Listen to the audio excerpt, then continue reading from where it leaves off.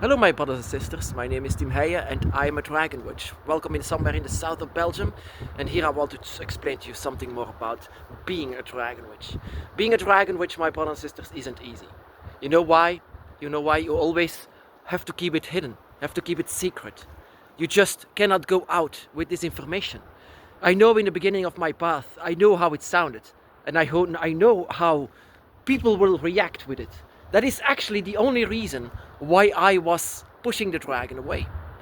I loved the dragon. I loved the dragon so much, and yet I pushed him away simply because of people, of humans, of what they will tell me, how crazy it is.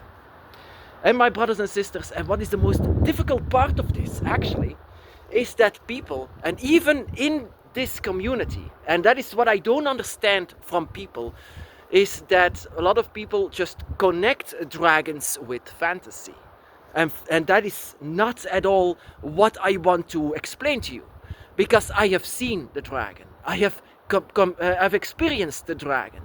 And I know I'm a very skeptical person. I very much. So I wanted to also to make sense of this. How is it that I can see and feel and even experience dragons? And what kind of a science is behind that? I always wondered myself these questions.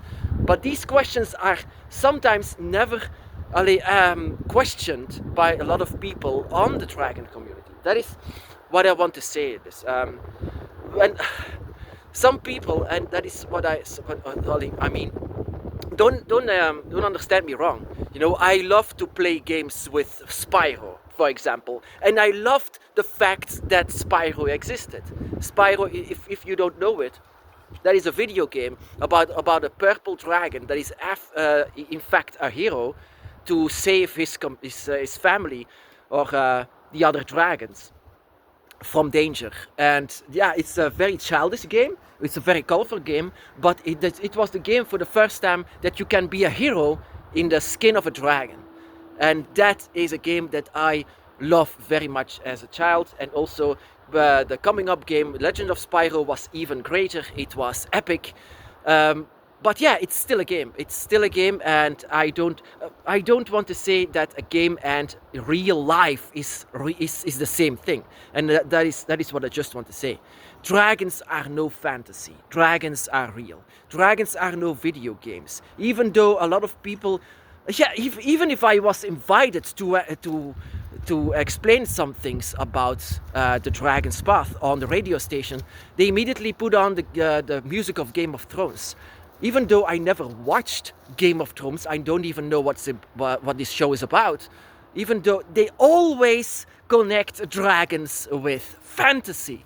And that is what I hate about this. Even when people who have a dragon by their side connect it always to fantasy. And that is not it. That is the same thing if you can say, for example, that a Muslim would see Muhammad as fantasy. That is not it. We are not fantasy. I mean, if this was all fantasy based, then what am I actually talking about? Then it's just a role-play game. That is, if I declared myself a dragon witch, that is not a dragon witch in a role-play game. That is in real life. I struggled with this very much, for real. Psychologically and physically, it was a challenge. Very much. And even if like I said, I'm a very skeptical person. So I declared myself to be crazy in the beginning. But I always keep seeing dragons and keep feeling dragons, and how my soul responded every time the dragon touched my soul. I mean, I didn't even know that dragons are real, and that souls are real, that these things are all real, and it was all revealed in the winter of 2005 and 2006. And I know how they see dragons. I know how humanity sees dragons, and that is why I was so afraid to talk about this. What is actually happening to me? There was no priest or someone who could explain what was happening to me. And that is why, my brothers and sisters, I wanted to explain this to you. I want to explain this to you, that this is a real phenomenon and not fantasy at all. The dragon is not roleplay. The dragon is not fantasy. That is in fact what they made of the dragon. That is the only thing that they made of the dragons. So yeah, sorry. Windy. So in fact, that is what they actually wanted to. I have to get my hat. And that is the real reason why dragons are always seen as fantasy. And fantasy, that is something that bothers me so much. And I have to say this, in the beginning I thought indeed that I was going insane or crazy. That this is all in my head. That this is all fantasy, that I wanted to be in a Spyro game, and I wanted to be Spyro or things like this. In fact, my brothers and sisters, that is why I love that game so much, because you could be a dragon at that moment. And that is, in fact, a trigger to you. Because, my brothers and sisters, that is something that I learned within my path. And that we are connected to dragons, because our soul responds to that. Our soul responds to when a dragon is very close to us. And that is magic, my brothers and sisters. That is magic, but not magic in a role-play game. That is what is a dragon in fantasy? An end boss game, something to ride on, just a background character. Or maybe sleeping on the gold. That is it. That is the only thing that how people see dragons. So yeah, I was actually I didn't know what to do. And I thought in the beginning that I was living in a fantasy world. Well, actually no. And that is why I want to give you this message. Don't compare everything that happens to you with movies or games or I don't know, role-play games. Don't compare this to Dungeons and Dragons. Don't compare this to, I mean, whenever your dragon is close, your dragon has a unique, very unique character. Very unique. And your bond cannot be copied with each other. But that doesn't mean that you have to go to an epic battle or something like this. No, the battle that you have is this life. This life that you have here with humans. This is the life. This is your battle that you have to take with your dragon. Real life, everyday life. When you go to your job, when you go to, I don't know, visit your parents or whatever, or visit your children. This is where your dragon stands next to you. The dragon's path is a lifestyle. It's not a cult. It's not an idea. It's something that happens to us, and it's something that we need to learn how to live with this. So, like I said, don't understand me wrong. I love the game Spyro.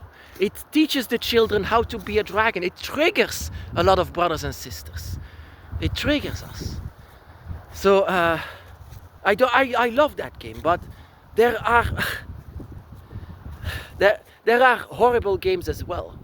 There where you have to kill the dragon and things like this, because how did the dragon end up to be fantasy? Catholicism, Christianity, George and the Dragon, and because of the games, because of that story, because of Fafnir as well. That is, and the demonization of the dragon by the church. And that is why the dragon became a fantasy. Well, I want to get the dragon out of the fantasy. And that is what we all should do as dragon witches. To be by the dragon's side, to say to the world, this is not fantasy. This is real. This is happening. That is the same thing, like I said, if you would say that Jesus was fantasy and you say to a Christian, it's fantasy, you are living in a fantasy game, in a fantasy world. Well, in fact, somewhere I do believe that, because I never met this guy, but I met the dragon. And I know that the dragon is very real, and how I sometimes see people talking about, even people in the community, saying what kind of a fantasy this is. Well, sometimes, my brothers and sisters, this path, and especially in the beginning, was a bit too challenging and a bit too hard and a bit too life changed. I mean, that I would say, yeah, I agree with this. No, dragons are no fantasy, my brothers and sisters. Dragons are real. And dragons should be treated as real. And also, if I made my dragon altar, for example, it was not to say, hey people, look at this dragon. No, it was with a purpose, because I know dragons are real. Dragons are trying to protect my place wherever I am. So I talk with dragons, and that is not simply, oh, I talk with my own self. No, I talk with dragons. People might say, you talk with yourself, he's crazy. Well, let it be, because this is your path to follow. Dragons are no fantasy. Dragons are real spirits, gods even. Gods, my brothers and sisters, that don't demand worship. Gods that don't demand anything like that, but only recognition, so that you know that they are there. Because dragons are not here for this entire village or this entire country or this entire world. The dragon doesn't care for them. Your dragon doesn't care for who they are or where they are. The dragon doesn't care for them. The dragon cares only for you. Only for you. And yet that you need to realize that even if they are saying that whatever you believe in is fantasy, that you don't have to listen to that. Whatever you feel for the dragon is real. And whenever you connect with the dragon is real. I can assure you this, my brothers and sisters. I am not at all crazy. I'm not a fantasy enthusiast. In fact, I despise movies with dragons in it, or with games with dragons in it, except for Spyro, but that is just that childhood game. And of course, the trigger that you can be a dragon, a hero, was in fact the very first media that declared a dragon to be a hero. And that was something completely new for people. So the beginning of the good dragons started at that moment. So I am very grateful for Spyro the Dragon, especially for the Legend of Spyro. That game was just amazing. But it's a game. Here in this life, it's real. Here you have a real life by the dragon's side. You're living according to the dragons. And yeah, you connect with dragons, you talk with dragons. Here I want to say to the entire world, I believe in dragons. And it's a spirituality. I follow the spiritual path of the dragon. And dragons will never be fantasy for us.